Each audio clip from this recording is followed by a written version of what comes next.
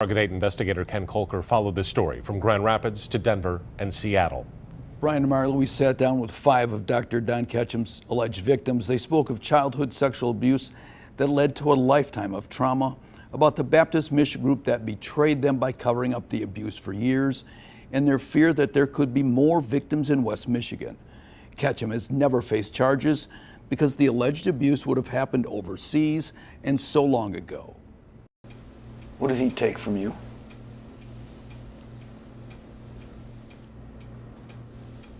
My life, my dignity, my soul, just felt like everything.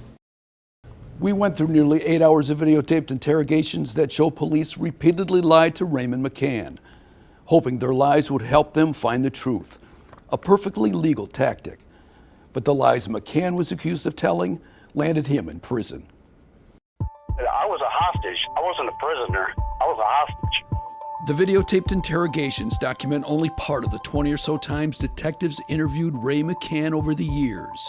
They show how police turned their focus on the married father and Little League coach who worked as a reserve police officer in the town where Jody was killed, who said he was out trying to find her. Police felt his stories weren't adding up, though McCann, who had never been in trouble before, repeatedly told them he was struggling to recall details of a day he would rather forget.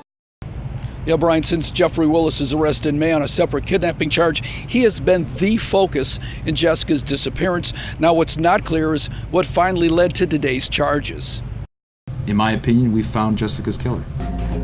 If Jeffrey Willis is everything police say he is, he's a serial killer, or was well on his way. That is, until a 16-year-old girl made a run for it on a lonely road, and police say Willis's stolen pistol jammed twice. This individual, Mr. Willis, is a monster.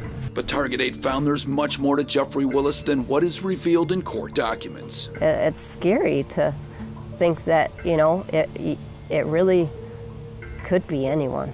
It's hard to understand that your close friend, someone that you hung around with and you liked being around and that you've seen all this stuff with, had this double life. Hey, Dr. Ketchum? Hey, my name is Ken Kolker. I'm a reporter at Wood TV. Yes, sir. Ketchum, who is now 85, has refused to talk to ABWE investigators, but we tracked him down. There's a report that says there were 23 victims. My only comment is don't believe everything you read in the papers. Okay, 23 victims are all lying? I did not say that. So what are you saying?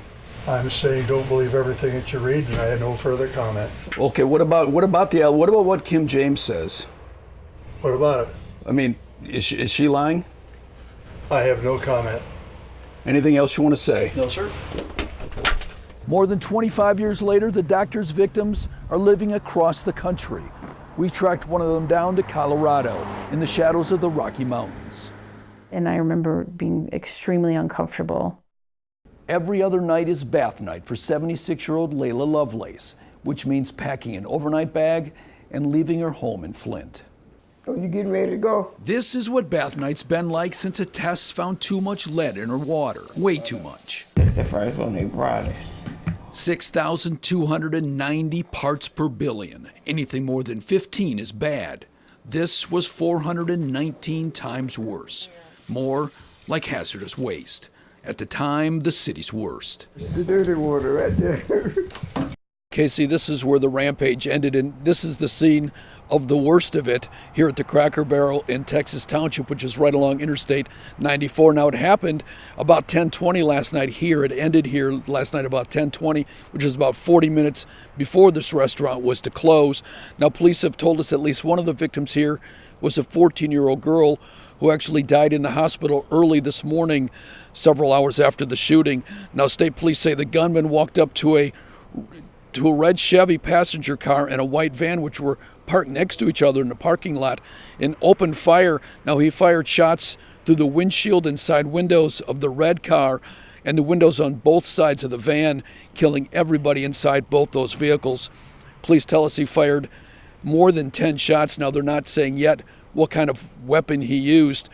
Now, as we said, about 2 hours later, police arrested that suspect in the city of Kalamazoo. Now, police here were clearly shaken by both the death toll and by the randomness of this all, that it could have been anybody in those vehicles. Now, we don't know anything yet about the victims. Police have not released any names. What we do know is that the 14-year-old girl's mom was not here, and she apparently was at the hospital when she died early this morning. Back to you.